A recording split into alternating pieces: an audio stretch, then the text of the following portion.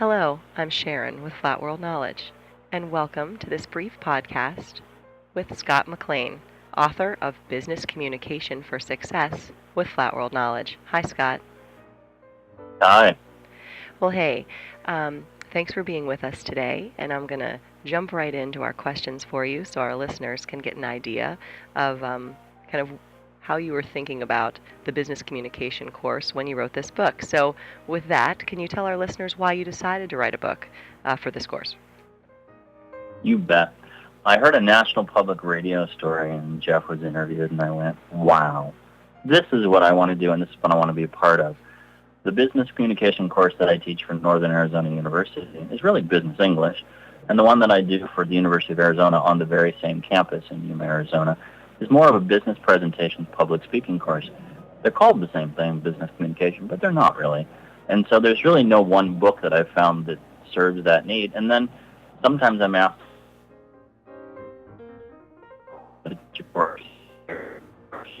have to adjust the content. I have to think about what's going to accomplish the goals. And so I need something then that I can work with. And so I've already developed some of the materials. And so we talked on the phone and kind of got together and said, wouldn't it be neat if we had some oral and some written English resources for business communicators, for a professor to be able to go in and say, this is what I'm working on and this is the deliverables or these are the business products that I want my students to be able to produce and be proficient in and be proud of when they go out into the work world, if they're not already.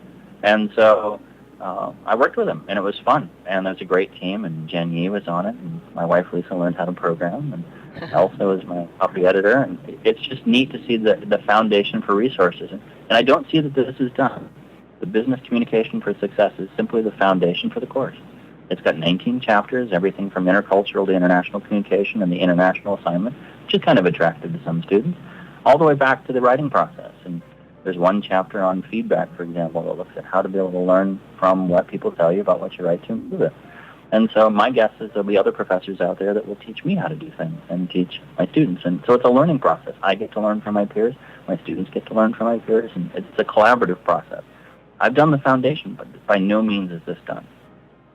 It's so interesting that you say that because one of the things that we hear a lot from our customers is how much they appreciate the transparency with which they can deal with the authors on Flat World Knowledge books, and you talking about how it's things are a work in progress and you lay a foundation, and getting feedback on these both from students and other professors is just a fundamental belief here at Flat World. So it's nice. And in addition to that as being a strength, right, of the product and of course your expertise, is there anything in particular that you think kind of makes your book special or different from some of the others that are out there on the market at this time? Certainly. I've read most of the books that serve for business communication, as most of us would do, in selecting textbooks and getting to know more about them. And then I've written them previously, and so I've learned a couple of things along the way. My students are all different ages, all different backgrounds. Sometimes they need my class to fit in a small wedge of their life, and they've got lots of other responsibilities. Sometimes they're very web literate, but they don't necessarily have a lot of time, and so I have to find ways to organize information that really is useful time right on demand for them.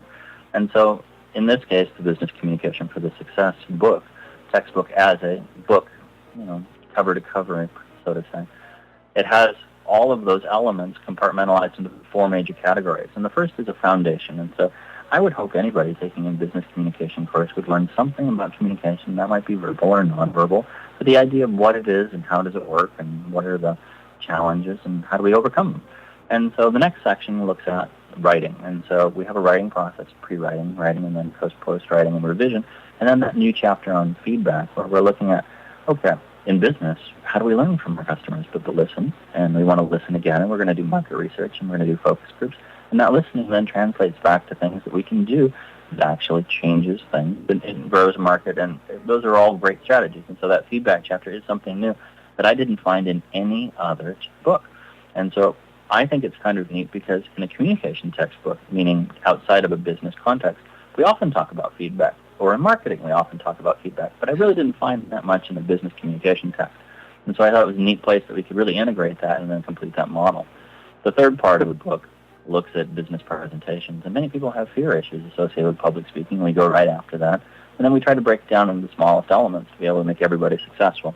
Not everybody gives presentations every day, and so we discuss everything from interpersonal to groups and working in teams and leadership styles, and then, again, intercultural and international. A lot of fun there. The fourth, final section, of course, looks at these contexts, and so how do you deliver negative news to somebody? Markets aren't always great, and we have upsets, and sometimes we have to deliver bad news, and that's a very real challenge. The second one that I've been asked to focus a lot on, both consulting and then writing books about, is a crisis communication plan. How do you deal with emergencies? How do you handle a press conference? These are things that we're going to have to deal with if we're going to be business communication professionals, and then I would hope any of my students graduating from my classes would be able to hold their heads up and say, you know, I might not be perfect, but I've got a plan, and I know how to do it, and if presented with a challenge, I'm up to that challenge. That's my hope. No, that's fantastic. Now, are there, if someone is actually taking a look at your textbook now or is going to take a look at your textbook, are there certain chapters, is it maybe the feedback chapter, or is there a different chapter where you would direct them to really see just the strength of your textbook, or maybe just a section in which you're most proud? Oh, wow, this is a hard one, because then you're asking, okay, which one's the favorite and which one That's right, so, that's right. That's right. Okay, so, you know, we've talked before, my father, Washington State University professor, right, everybody has a different background, and so if you're somebody who wants them to have a really good understanding of communication as a process before you tackle oral or written, then those introductory chapters might be really useful. If you're somebody who's focusing on the end product or content, or you're somebody who pays for results, for example, you might focus on the core of the text, which is the two movements on oral and written. The feedback chapter is part of that written sequence, but it could be applied anywhere. The chapter I suppose I'm most proud of is the one that I spend a lot of time doing. It's the intercultural and international chapter, and that's something I didn't find a lot in other textbooks. And so increasingly my students should be learning a little bit about China, a little bit about Latin America, a little bit about all markets, because they're going to be working with and for people that live in those markets. So it's not just learning how to shake hands or how to greet someone. It's far more diverse than that. And so I give some depth on that and spend some time. The international assignment is something that more and more people, either short-term or long-term, are being involved in. And so I walk through a student step by step what it would be like to go on an international assignment. And so a lot of my students have a lot of fun, and we turn that into a deliverable where they actually research a country or a company that they might actually want to work for, or currently do work for, and then what it would be like, how they would be able to do that. And so, hey, it's exciting. I think it's fun, and I suppose I'm proud of it. Yeah, no, and you know what? Who better to do that? I think it'd be funny or fun or interesting for our listeners to know that you and I are recording this from from very far away places from one another. I'm sitting in Pittsburgh, Pennsylvania, and you are sitting in Santiago, Chile. So that's just amazing. And actually, I was in Santiago, but now I'm near Patagonia. Oh, very good. And so I'm down, exactly right. I'm a hop, skip, and jump away from Antarctica. I'm coming to you via Skype, and so technology has really opened doors now, where my students might have emailed me this morning on a class from Walden or wherever, and so I can respond right away, and there's an instant response. And so that's the beauty of it.